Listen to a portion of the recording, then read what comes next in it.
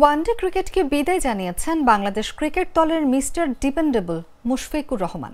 এদিকে মুশফিককে ওয়ানডে ছেড়ে দিয়ে টেস্টে মনোযোগী হওয়ার পরামর্শ দিয়েছিলেন সাবেক ক্রিকেটার মোহাম্মদ আশরাফুল। তার আশা, এতে মুশফিকের নিজের এবং বাংলাদেশ টেস্ট দলের কল্যাণ ও মঙ্গল হবে।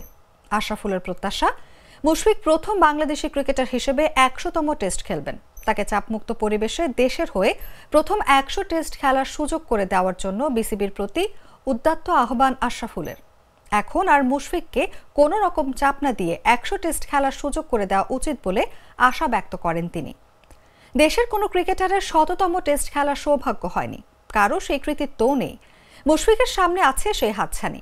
তার টেস্ট সংখ্যা ৯৪টি, মানে ১০০ টেস্টের মাইল ফলক ছুঁতে হতে মুশফিকের দরকার আর মাত্র ৬টি টেস্ট।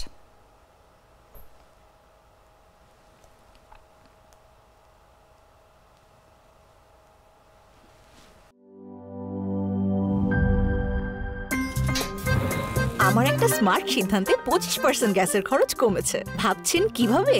সাধারণ গ্যাস স্টোভ বদলে আমি এনেছি আরএফএল গ্যাস স্টোভ। এর সাইন্টিফিক নজল ও ব্রাস বার্নার ক্যাপ সমানভাবে তাপ ছড়িয়ে রান্না করে দ্রুত, তাই গ্যাসও বাঁচায় 25%, টাকাও বাঁচে 25%। আরএফএল গ্যাস স্টোভ নিরাপদ ও গ্যাস সাশ্রয়ী।